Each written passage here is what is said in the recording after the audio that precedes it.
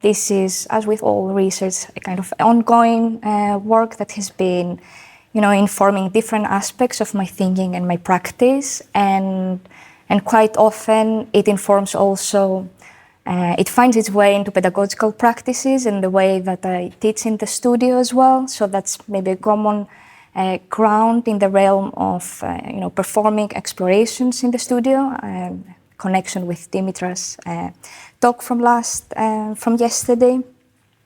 And I mean, I'm talking about working with and you can have in your mind, people working with together, but I want you to have in your mind that expands also to the idea of moving together and the different ways that we are working and navigating space. There is a really nice interview between Judith Butler and Suriana Taylor, who is an artist using a wheelchair, who talks about, the definition of taking a stroll in the city without necessarily means one definition of a body taking a stroll. So I want you to have that in mind. Working as a creative practice is not new, and it comes with a long tradition of playful experiments. Theoretical and methodological treatments of working have been informing performative explorations of space as means to create new embodied ways of knowing, and this has been particularly evident in ethnographic disciplines as well as artistic practices. And as Ping, Hubbard, O'Neill and Radley argue, working with other or asking others to represent their own experiences through working offers an inspiring route to understanding. The political dimension of working is evident in discussions regarding issues of gender, mobility, and age privileges. It touches upon issues of ethnicity, and it addresses various types of boundaries. There is a multiplicity that characterizes the working practice that makes it clear that there is more to working than just working.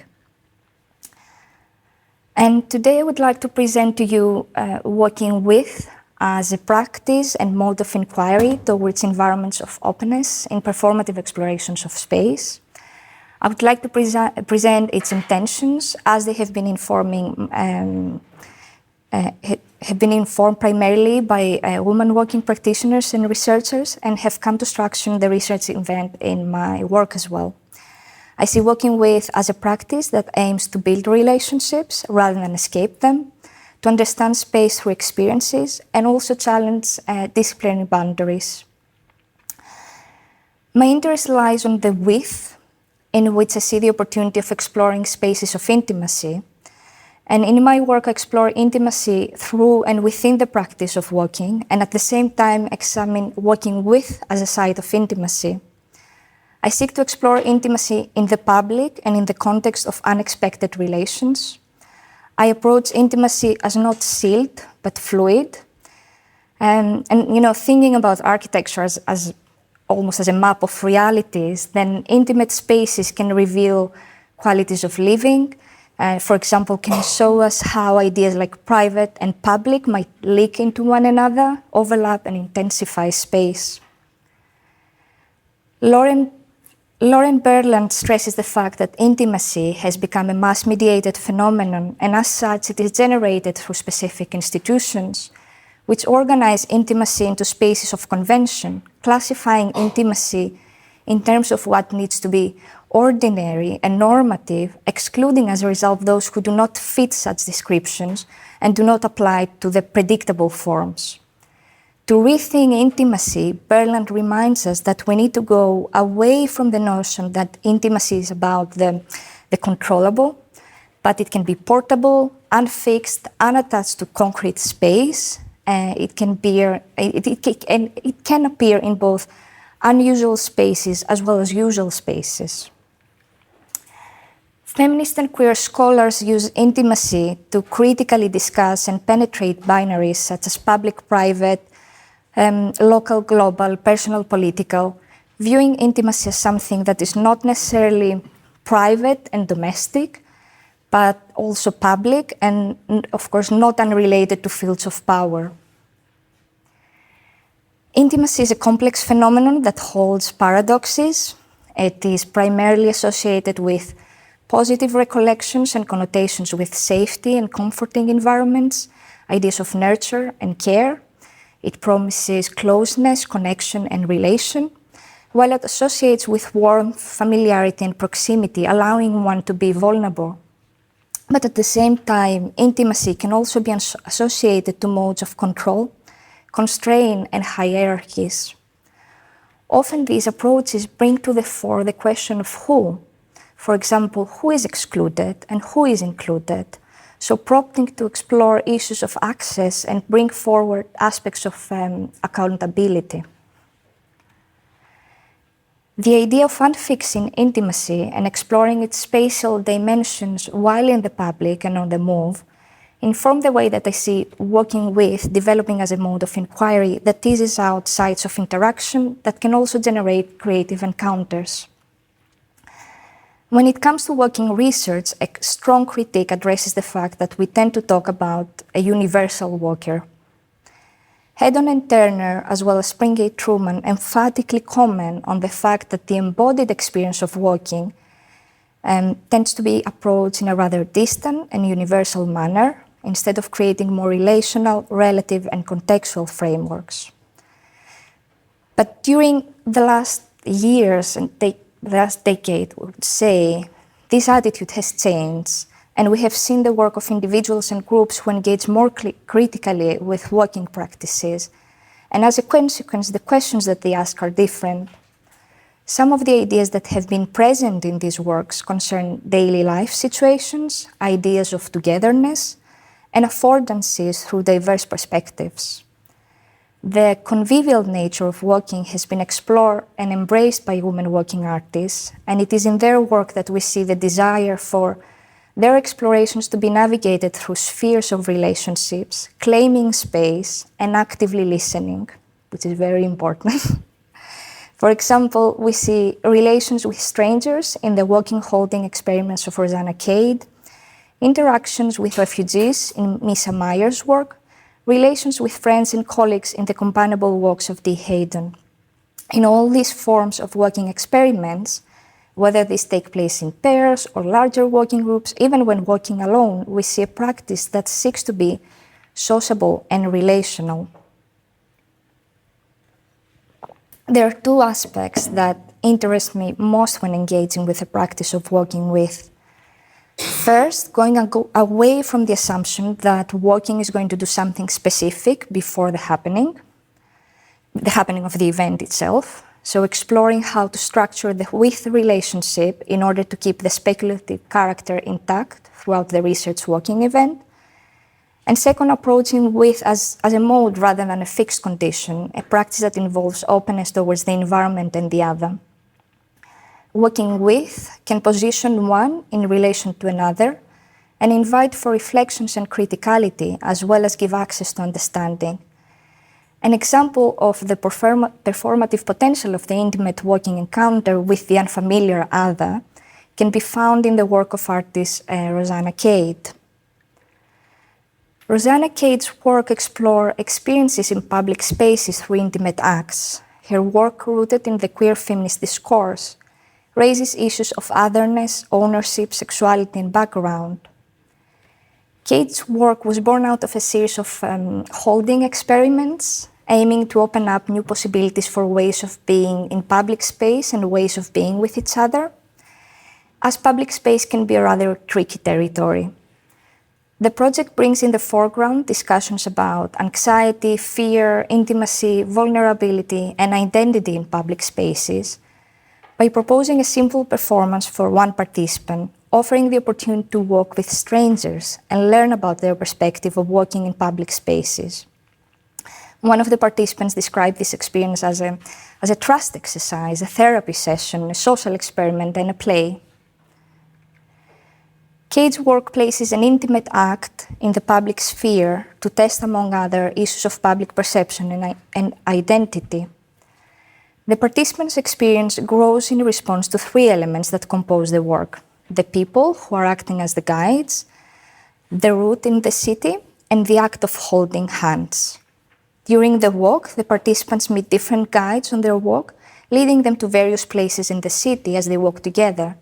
They share thoughts and stories with each other, always holding hands until they let go when a new guide takes over the lead.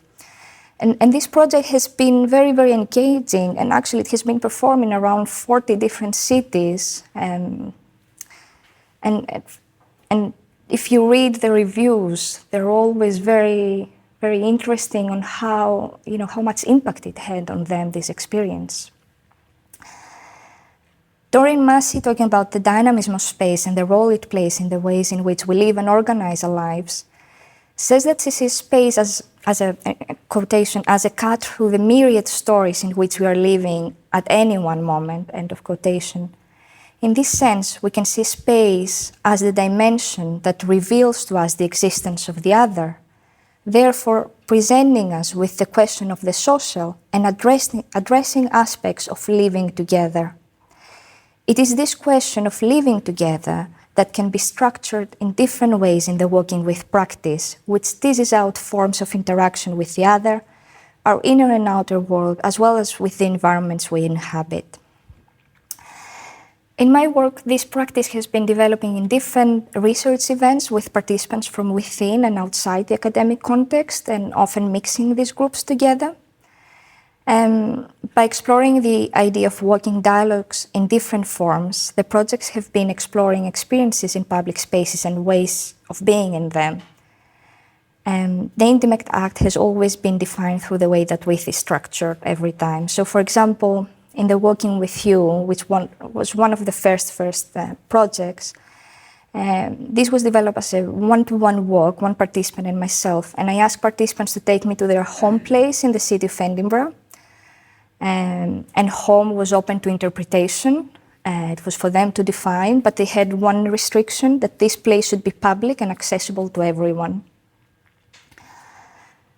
And participants led me to different public spaces where we walked together and talked, and it was always interesting when the same space was special for to the same people, but for different reasons. So, for example, many participants took me to the Meadows Park, which is a large public park to the south of Edinburgh, Edinburgh Old Town, and it's close to the university. And for example, for one participant who was a student and a mum, that was a space that could accommodate both identities. It felt as a transitional space for her. For a female student from Venezuela who is used to experiencing the city environment through high levels of awareness and vigilance at the place where she grew up. She talked about, the significance of feeling safe in such kind of a public space. So talking about walking alone in such a public space as privilege. In another occasion, in a workshop entitled What Happens When You Shift the Focus, working with a group of people this time, we engaged first in an indoor free association word game, which brought forward ideas about our urban experiences in the form of questions and personal stories, which would later shape thematic walks. And the thematic walks that followed allowed for testing and framing these ideas actively in the public space. In all these walking events, the definition and sharing of ideas were shaped within the walking experience, so becoming guides, weaving stories together, and testing how these walking dialogues can be constructed from a multiplicity of positions. And again, as in Kate's case, our discussions very much were centered around fear, intimacy, vulnerability, identity, and they were very much present in all of these walks. For example, in one of the thematic walks, we had a pair of participants reflecting on the words urban and risk, which structured their first walk by looking at risk as a challenge, as something silly and playful, like trying to walk in unwalkable ways, becoming a child, or making your own animal route. But then they also thought and started working with the risk of being strange, of being an outsider and vulnerable, and working with the idea of managing risks and learning how to carry one's body safely in the public space. And this is important in the sense, that the spaces we favor as well as the spaces we avoid, make us equally experts of our cities and our neighborhoods. So it is important to be involved in these conversations. And as I said before, it has been always really important for me to employ different tactics at each event to maintain the speculative character and of the walking encounter and promote openness, to allow for different positions and experiences to be communicated and emerge, so that we can move our thinking of how we talk about space of intimacy beyond fixed positions, which creates spheres that do not interact with each other and often become mutually exclusive. And I think I'm doing all right with time. Just to give, so for the final, very quick note, I had included for us a final note that, maybe I won't have time to extend on this idea here today, but I wanted to close this presentation with a key point that has been important for my thinking and practice, and maybe can act as a prompt for the discussion later, from the work of feminist psychoanalyst Jessica Benjamin. And in particular, I'm referring to Benjamin's readings of Donald Winnicott's theory of the transitional space, which is not the only one informing my practice, but Benjamin's reading is really interesting because it offers an informative framework of understanding intimacy in the context of responsiveness and active exchange with others, while embracing the paradoxical mixture of otherness and togetherness. As Benjamin argues, mutual recognition embraces notions of mutuality and sharing, where all subjects are active, contrary to the common tendency to structure understanding that rely on unions of opposites, where we have the relationship between a doer and a done to. Benjamin's proposition of mutual recognition highlights the importance of experiences of being with, where transformative experiences occur with the other rather than regulated by the other. Thank you very much.